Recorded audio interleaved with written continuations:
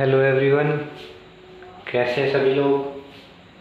तो एक बार फिर से आप सभी का हमारे YouTube channel Anees online classes में स्वागत है।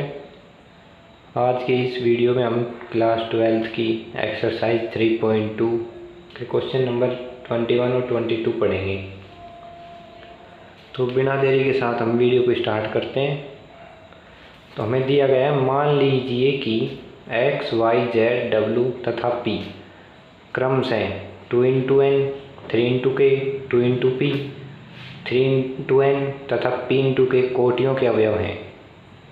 मतलब ये अवयव हैं और ये इनकी कोटियाँ हैं। नीचे दिए गए प्रश्न 21 तथा 22 को ही सही उत्तर चुनिए। तो हमें बुक में उत्तर दे रखे हैं, वो दे रखे हैं, इसके ऑप्शन दे रखे हैं, इनमें से कोई भी एक सही उत्तर चुनना है। क्या दे रखे हैं? p into Y plus W into Y के परिभाषित होने के लिए n के तथा p पर क्या प्रतिबंध होगा? क्या प्रतिबंध होगा? तो हमें देखो, p के क्या दे रखे हैं हमें कोटियाँ।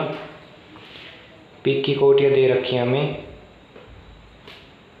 p इंटू k, इंटू में है। y की कोटियाँ क्या है? y के 3 इंटू के प्लस w की कोटियाँ क्या है? w की कोटि है n इंटू 3 इंटू y की कोटि क्या है? 3 इंटू के।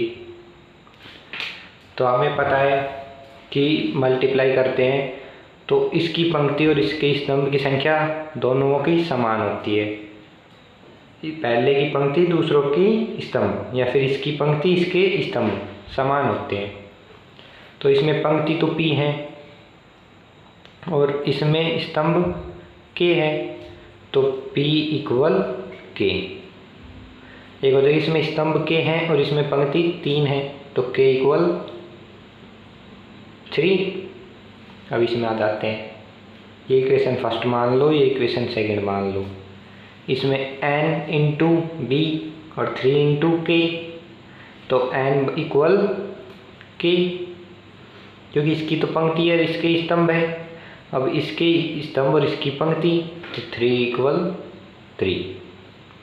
ये इक्वेशन 3, इक्वेशन 4। अब लिख देंगे एक समीकरण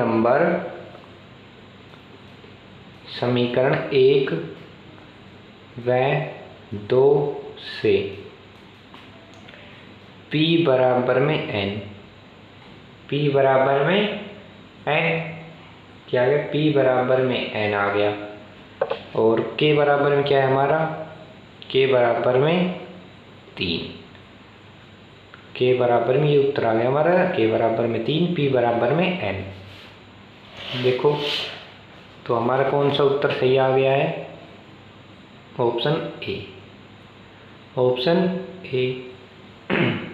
तो 22वां क्वेश्चन दे रखा है, यदि n इक्वल p हो तो अवयव 7x माइनस 5z की कोटि हैं। यदि n इक्वल p तो अवयव 7x माइनस 5z की कोटि हैं। तो हमें निकालना है, हमें क्वेश्चन एक सेकंड में क्वेश्चन लिख देता हूँ। क्वेश्चन नंबर 22 दे रखा है, यदि n इक्वल p तो अवयव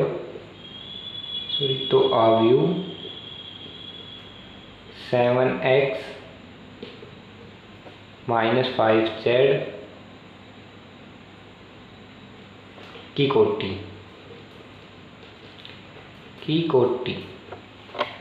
तो हमें पता है, प्लस या माइनस करते हैं, तो हम पहले तो इस समीकरण को लिखते हैं, प्लस 5z इक्वल, कोई तो उत्पाद बनेगा, रिएक्टेंट आएगा, इसका रिएक्ट होके तो उत्पाद लिख देंगे यहाँ पे।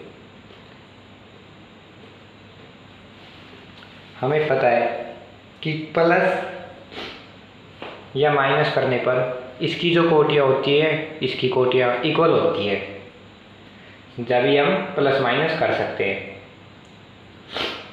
यदि इसकी कोटि और इसकी कोटि इक्वल नहीं होगी तो हम इसे प्लस माइनस नहीं करेंगे, ये माइनस है यहाँ पे। यदि इसकी कोटि और इसकी कोटि इक्वल नहीं होगी तो हम इसे माइनस नहीं कर पाएंगे। तो देखो x की कोटि क्या दे रखी है हमें, x की कोटि दे रखी है 2 × n, और z की कोटि क्या दे रखी है, z की कोटि है 2 × p। क्या है, 2 × p। तो हमें क्वेश्चन में दे रखा है n = p, तो मैं p के स्थान पे क्या रख दूं, n रख देता हूं। क्या रख दूं, n। तो ये हो जाएगा 7x 2 × n - 5z 2 × n equal उत्पाद देखो हमें पता है जब इसकी जो कोटियाँ होंगी, इन दोनों की जो कोटियाँ होंगी वो इसकी कोटियाँ आएंगी, क्योंकि प्लस माइनस जब ही कर सकते हैं जबकि कोटियाँ समान हो, और कोटियाँ समान है तो जो रिएक्टेंट आएगा, उत्पाद आएगा, उसकी भी कोटियाँ क्या आएंगी, उतनी आएंगी, समान आएंगी। तो इसकी कोटियाँ कितनी हो जाएंगी, 2 × n।